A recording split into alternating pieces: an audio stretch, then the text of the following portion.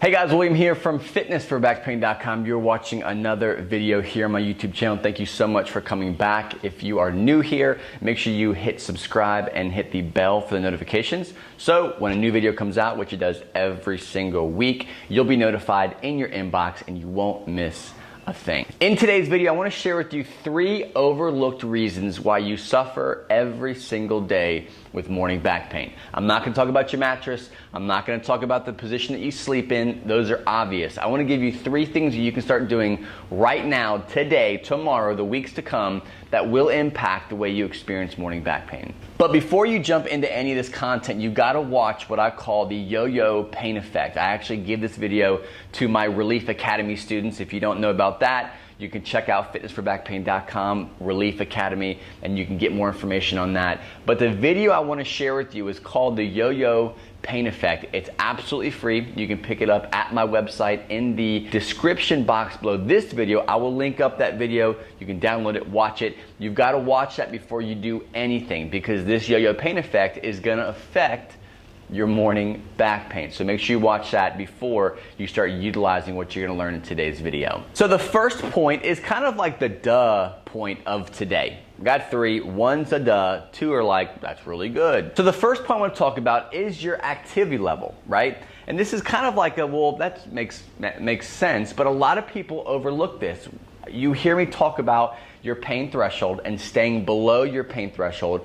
Well, you got to understand that the activities you do the day before you experience morning back pain directly affect the morning back pain. 4 years ago, I could do 1 activity a weekend, whether that's cutting the grass, washing my cars, vacuuming, cleaning my house. I had 1 activity in me. Once I did that activity, I would experience pain for the next 3 to 4 days, like clockwork. Now, over the years, I've built resilience, I've built strength and stability around my spine, and I've healed myself of chronic back pain. So now I can do all kinds of stuff. I can go and vacuum my house, shampoo the carpets, wake up the next day, go cut, edge, and blow my entire yard, and be totally fine. In fact, I did that like 2 days ago, and I'm fine today. But for the person who is not progressively working towards an actual strategy, you have to keep in mind what you're doing. Unfortunately, if you're not being proactive about getting better, you're going to be limited to the activity or the 1 or 2 activities you can do before you start experiencing that pain.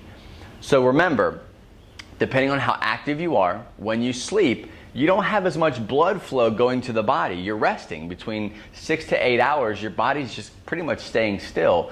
So when you wake up, those first couple of hours are going to be critical. They're going to be painful. They're going to be achy. And that's normal because of what you did the day before. So the key is, the first thing in the morning is not to start stretching. Don't jump into an exercise routine because you think that's going to help get the blood flowing. Spend an hour or 2 just getting up, moving around, and getting the joints moving. Once that blood starts pumping, you're going to feel better. Now that's a short-term fix. Now if you want to be more proactive, you can always check out my Relief Academy over at fitnessforbackpain.com. The second point is a big mistake I see so many people do, and that's too much recovery stuff before you go to bed. Think about it. You go to work all day, you sit in your car, coming home from work, sitting in traffic, you get home, you cook dinner, you sit down to eat dinner, then you're sitting in front of the TV or you're messing with your kids, and then you go to bed. Or that time between kids going down, or if you don't have kids, just watching that last show and going to sleep, you're typically researching some relief strategies, maybe some good stretches for low back tension. You find those stupid yoga poses that everyone tries to do that don't actually work, and you're actually doing these things. So you're stretching, you're doing some tissue work, you might do a little bit of exercising or whatever you're doing,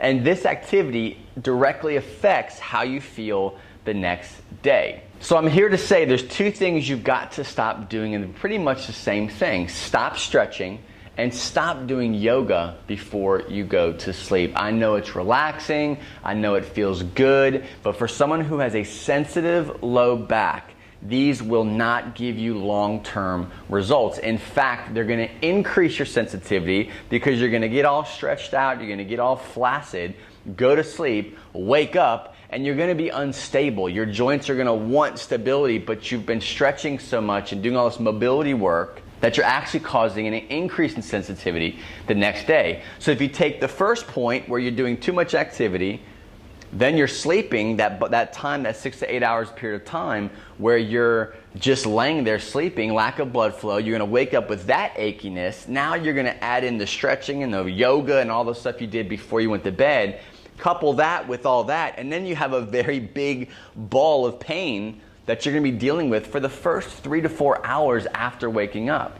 So cut out your afternoon routine. If you want to do something after work, before you go to bed, go for a walk. Don't stretch, don't do yoga, don't do any of that stuff. Go for a walk, come back. If you're gonna work out the night before, that's fine. Get your workout in. After your workout, just go for a walk. Don't stretch, don't do anything. Go for a walk, call it a day, and you're gonna feel better. The third point touches on a topic that I'm very passionate about that is extremely powerful, and that is the mind-body connection. Author David Hanscom, he wrote the book Back in Control. If you have not read this book, it is a must read for anyone who deals with chronic back pain. So pick that up and read it. Now there's a point he makes, an activity he prescribes people at the close to the end of the book that talks about writing down your thoughts. And this is kind of like journaling. I'm not a big journaler type of person, but this is something that I do. If I know I'm going through some seasons of life where it's high stress, a lot of things are on my plate, I feel like a lot of weight's on my back, and I'm experiencing more sensitivity than normal. Typically, if I bring back implementing this strategy, I see a big difference within the first couple of days of actually doing it. Now, this activity is pretty much what I call a mind dump, where you're getting a notepad, you're getting a pen, and every thought, whether good, bad, ugly, inappropriate, funny, sad, whatever it may be, you're just scribbling it all down on this sheet of paper. It doesn't have to be grammatically correct, doesn't have to be in cursive, doesn't even have to be legible. You can just, you're brain dumping. If you saw my stuff, I think faster than I can write, so I'm just scribbling. I'm having the thought, I'm saying it, and I'm just scribbling on the sheet of paper. And I get everything out, everything I'm struggling with, every stressor that I have, something that I'm worried about, a bill, financials, whatever it may be, you're writing it all down, getting it all out. Once it's on paper, rip it all up and throw it in the trash.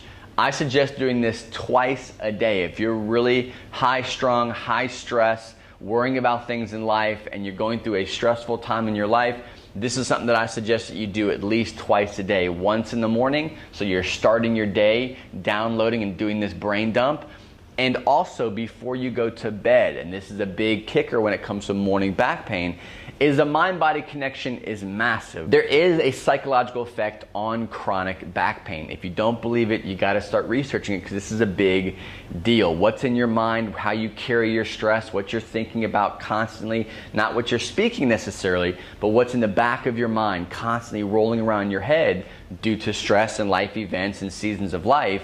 This is gonna directly impact the way you experience pain. So you've got to respect this, and the best way of doing it and best way of working towards it is doing this mind dump, because you can get it out of your mind, get it out of your psyche before you go to sleep, rest peacefully because you're not thinking about it. You're downloading it, you're talking to someone about it, whatever you're doing, but in this case you're downloading it on a sheet of paper.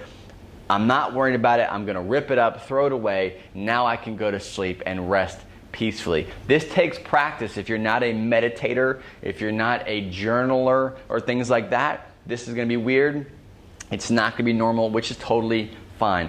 Do it. That's all I ask you to do, is just do it. So those are the 3 most impactful things about morning back pain that I think a lot of people overlook. You know, it's not just mechanical. It's not just one thing over the other. It's a conglomerate of things, and a lot of it is the mind-body connection just as much as the activity level. So try these 3 points out and let me know how you feel. I have a question for you. How many of you stretch before bed or first thing in the morning? Leave a comment below, say I stretch, or let me know what stretches you do first thing in the morning or before you go to bed. Thanks so much for watching, guys. Don't forget to subscribe, pick up that free workshop, the Yo-Yo Pain Effect. It will directly impact what you've learned in this video today. I appreciate you for being a subscriber, and I will see you next week.